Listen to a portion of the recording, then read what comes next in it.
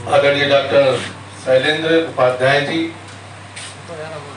आज के कार्यक्रम के मुख्य अतिथि हमारे राजनीतिक गुरु पूर्व प्रदेश अध्यक्ष आदरणीय डॉक्टर साहब, जिला के अध्यक्ष परदेशी रविदास जी, जिला पंचायत अध्यक्ष रविकांत पटेल जी, पनियरा के विधायक आदरणीय ज्ञानेन्द्र सिंह जी, सदर के विधायक जयमंगल कनौजिया जी, बीज विकास निगम के उपाध्यक्ष राधे श्याम सिंह जी, नगर पालिका के अध्यक्ष कृष्ण गोपाल जायसवाल जी, पूर्व जिला अध्यक्ष हम सबके वरिष्ठ नेता जनार्दन प्रधान गुप्त जी, राजू द्विवेदी जी, संचालक प्रदीप सिंह जी, यहाँ उपस्थित हमारे सभी मंडल अध्यक्ष, जिला के पदाधिकारी, जिला पंचायत सदस्यगण, हमारे प्रधानगण, उपस्थित सभी बड़े बुजुर्ग नौजवान साथी।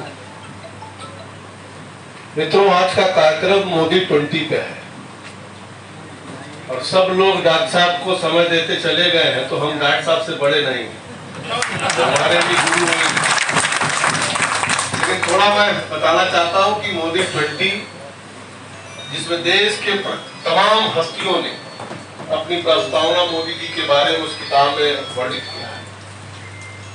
लता जी ने भी किया है, खेल जगत के लोगों ने भी किया है, साहित्यिक जगत के लोगों ने भी किया है कि मोदी जी के जो ये 20 साल तो सरकार के, जो 4 बार वो मुख्यमंत्री रहे और 8 साल जो प्रधानमंत्री रहे, 20 साल तो उसको हुआ। लेकिन जब पद पे नहीं थे, संगठन में थे, तो उसके पीछे 30 साल का जो उनका जीवन यात्रा रहा है, उसका भी वर्णन बहुत ही ढंग से उसमें किया गया है।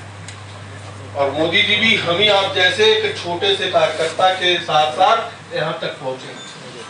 लेकिन मोदी जी का पहुंचने के पीछे जो भाव था, अभी लखनऊ में एक दिन हम लोग डॉक्टर साहब के साथ बैठे थे और डॉक्टर साहब से संजय राय ने कहा कि हम लोग को कुछ टिप्स दीजिए राजनीति करने का। तो डॉक्टर साहब का जो टिप्स था कि बड़ा पद हो छोटा पद, कोई भी पद हो, अगर जिस पद का दायित्व तो आप संभालते हैं उसका पूर्ण ढंग से निर्वहन करना चाहिए। और मोदी जी ने भी वही किया। जब संगठन का दायित्व मिला तो संगठन को भी ठीक ढंग से उन्होंने चलाया। प्रदेश का दायित्व मिला तो प्रदेश को भी ठीक ढंग से चलाया। और मोदी 20 को अगर आप पढ़ेंगे तो निश्चित तौर से जो मोदी जी की संकल्पना है, जो सोच है, जो विचारधारा है, जिस चीज को वो तय करते हैं, जो राजू द्विवेदी ने कहा कि योजना लाना बहुत बड़ी बात नहीं होती है, योजना को धरातल तक पहुंचाना सबसे बड़ी बात होती है। और आपने देखा होगा कि जिस प्रकार से गुजरात में मुख्यमंत्री बनने के बाद और भुज का वो भूकंप आया, बहुत बड़ी त्रासदी हुई, लेकिन उसी समय तत्काल में मुख्यमंत्री मोदी जी बने थे और जिस प्रकार से उन्होंने भुज के चीजों को संभालने का काम किया था, उनकी दृढ़ता, उनकी संकल्पता उसी में दिखाई देने पड़ गई थी। कच्छ में जहां पानी नहीं जाता था वहां पर नदी पहुंचाने का भी काम किया। गुजरात का चेहरा बदलने का काम। एक समय था कि गुजरात मॉडल की चर्चा पूरे देश में, पूरे दुनिया में हुआ करती थी और आज कहीं ना कहीं भारत के प्रधानमंत्री हैं। मैं ज्यादा नहीं 2-4 उदाहरण देना चाहता हूं कि आजादी के 75वें साल में हम प्रवेश कर गए। अगर देखें तो आजादी के 70, 65, 67 साल तक इस देश को क्या आवश्यकता है, उसकी चिंता किसी पार्टी और किसी नेता ने नहीं की। हमारे देश में जरूरत क्या है? आज मोदी जी 2047 का लक्ष्य लेकर के चल रहे हैं। जो भी लाल किला के प्राचीन उन्होंने कहा कि आजादी के 100वें साल में कैसा भारत होगा, हम में से इसमें बहुत से लोग नहीं होंगे मित्रों। हमारे जो नौजवान होंगे उनके लिए कैसा भारत हमें चाहिए, उसकी चिंता उन्होंने अभी से करना शुरू कर दिया है। ये वही भारत है। हम आज भी विदेश में बहुत सी चीजों पर निर्भर है। जो 65-67 साल तक इस देश के राज करने वाले लोगों ने चिंता नहीं की। आज भी क्रूड ऑयल हमको विदेश से 73% मंगाना पड़ता है। खाने का तेल भी हमें 60% विदेश से मंगाना पड़ता है। जो हम खाते हैं, जो हम किसानों का देश कहा जाता है, उसको भी 60% हमको विदेश से मंगाना पड़ता है। ऊर्जा में हमारे देश में बहुत कमी थी। आम जनता को जो आवश्यकता की चीजें थी, जो एक गरीब को मिनिमम रिक्वायरमेंट होता है, 70 साल में वो भी पूरा नहीं किया गया था। लेकिन आज वही भारत है कि मोदी जी ने करके दिखाया है कि आम गरीब व्यक्ति को जब उन्होंने निर्णय लिया कि हम सबको शौचालय देंगे, हम लोग सदन में थे, सबको बिजली देंगे, तो हम लोग को चिंता होने लगी कि कैसे होगा, क्योंकि उसके पहले मैं 4 बार सांसद रह चुका था और बिजली का बड़ा प्रयास करता था, कितना संघर्ष होता था मैं जानता था। लेकिन मोदी जी ने संकल्प लिया, एक योजनाबद्ध तरीके से लिया, तो आम गरीब को आवश्यकता की चीजों को पूर्ति करके दिखा दिया। आज देश में जो कमी है, जो आत्मनिर्भर भारत का नारा मोदी जी देते हैं, आज कहीं ना कहीं देखिए, अगर 73% क्रूड ऑयल हमें विदेश से लाना पड़ता है, उसमें हम कैसे कमी करें, तो आज 20% एथेनॉल मिलाने की योजना जो हमारे देश में निर्मित होगा, आज 20% की विदेश पर निर्भरता हमारी कम होगी। अभी हाल ही में आप लोगों ने देखा होगा कि खाद्यान्न के लिए जो हमारा दलहन है, जो हमारे रकबा कम हो गए हैं, उस पर भी फोकस करने का काम मोदी जी ने किया। तो 11,000 करोड़ रुपया की सहायता पूरे देश में दिया, ताकि बीज वगैरह किसानों को प्रोत्साहन दे सका जाए, ताकि हमारा देश आत्मनिर्भर बन पाए।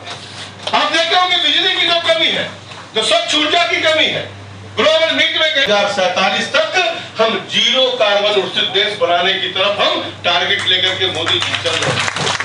अगर आप देखें इस देश में कहीं ना कहीं जो एक कर एक देश का नारा उन्होंने दिया, आज जीएसटी का बहुत से लोग उसमें कंफ्यूजन में विरोध कर रहे थे, लेकिन आज उसी का नतीजा है कि आज देश कहीं ना कहीं बहुत तेज गति से आगे बढ़ रहा है और रिकॉर्ड कलेक्शन हमारा हो रहा है और डेवलपमेंट का भी काम हो रहा है। टैक्स का जो नारा दिया और जीएसटी उसको लागू करके दिखाया, ये जीएसटी कोई आज का नहीं था, ये 15 साल से इसका प्रयास चल रहा था, लेकिन मोदी जी ने दृढ़ संकल्प लिया, उसको पूरा करके दिखाने का भी काम किया। देश में हमारे यहाँ हजारों सैकड़ों कानून थे, लाख कानून थे, सबको बना करके 4 कानून में बदलने का काम किया, तो मोदी जी ने किया। हम सब यहाँ बैठे हैं, कहीं ना कहीं हम सब जब इस पार्टी में आए थे तो नारा प्रसिद्ध था, जहां हुए बलिदान मुखर्जी वो कश्मीर हमारा है।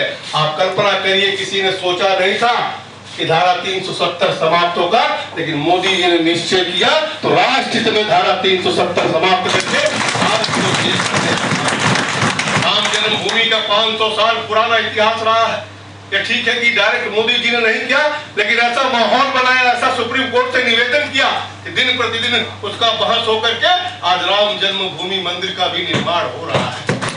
तलाक का जहां तक सवाल है, समाप्त करके देश में कह लीजिए कि जितनी भी ऐसी चीजें थी उन सब को पूरा करके देश को आगे विकसित राष्ट्र बनाने की दिशा में लेकर के चलने का काम किया। मित्रों, अगर आप कोविड का बात करें, आप कल्पना करिए कि अगर मोदी जी इस देश के प्रधानमंत्री नहीं होते तो कोविड काल में क्या होता। जो वैज्ञानिकों का, डॉक्टरों का आकलन था कि कम से कम हिंदुस्तान में 2 से 5 करोड़ लोग कोविड से मारे जाएंगे, लेकिन प्रधानमंत्री जी उससे विचलित नहीं हुए। अभी राजू जी ने कहा कि उस समय हमारे टेस्ट का लैब केवल एक पूना में था, हमारे पास वेंटिलेटर वाले बेड नहीं थे, हमारे पास उतना शुद्ध व्यवस्था नहीं थी, लेकिन मोदी जी ने 50 दिन का जो जनता से निवेदन किया, लॉकडाउन का, कहीं ना कहीं उस बीमारी को फैलने से हमने रोका और 50 दिन के भीतर इन सारी व्यवस्थाओं को पूर्ण करके सबको हम इलाज व्यवस्था दे सके, उसकी भी चिंता हमारी की। गरीबों का 50 दिन बंद हो जाने के बाद भी वो भूखे ना सोने पाए, उसकी भी व्यवस्था की। आप देखे होंगे कि दुनिया की अर्थव्यवस्था सब नीचे चली गई, भारत की अर्थव्यवस्था भी नीचे चली गई, लेकिन मोदी जी उससे विचलित नहीं हुए। गरीबों का सेवा करते हुए, गरीबों को लाभ देते हुए हमने इंफ्रास्ट्रक्चर का बजट कम नहीं किया। 5.5 लाख करोड़ हमने पहले साल दिया, 7.5 लाख करोड़ दूसरे साल दिया, ताकि पैसे का फ्लो समाज में होता रहे, जनता के हाथ में पैसा रहे, तभी अर्थव्यवस्था का चक्र घूमेगा। मित्रों, और कहीं ना कहीं ये वही भारत है जहां 30 साल में एक पोलियो का वैक्सीन नहीं बन पाया था, लेकिन आज वही भारत है कि नरेंद्र मोदी ने अपने देश के वैज्ञानिकों पे, डॉक्टरों पे विश्वास किया, पूरा संसाधन उनको दिया और हमारे देश के वैज्ञानिकों ने एक नहीं 2 वैक्सीन राष्ट्र को समर्पित करने का काम किया। और इतना ही नहीं, हमारे देश के अपना मैन्युफैक्चरिंग तो हुआ, जिस भारत की पहचान केवल मांगने वाली देश की थी, आज कोविड वैक्सीन और मेडिसिन के माध्यम से आज दुनिया के 100 देशों को वैक्सीन दे करके और दवा दे करके भारत की पहचान बदलने का काम किया कि भारत देने वाला देश है। जहां तक अपने देश के नागरिकों के प्रति समर्पण है मोदी जी का, चाहे इराक का युद्ध हो रहा हो, यमन का युद्ध रहा हो, अफगानिस्तान का युद्ध रहा हो, चाहे कोविड के समय रहा हो, अगर कोई भी भारतीय पीछे फंसा था, भारत सरकार ने एक एक व्यक्ति को, एक एक भारतीयों को निकाल करके, बल्कि कोविड में तो 61 लाख लोगों को लिफ्ट करके उनके घर तक पहुंचाने का काम किया। कि मोदी सरकार का था निर्णय, इससे कहीं ना कहीं आज दुनिया में साख हमारी बढ़ी है।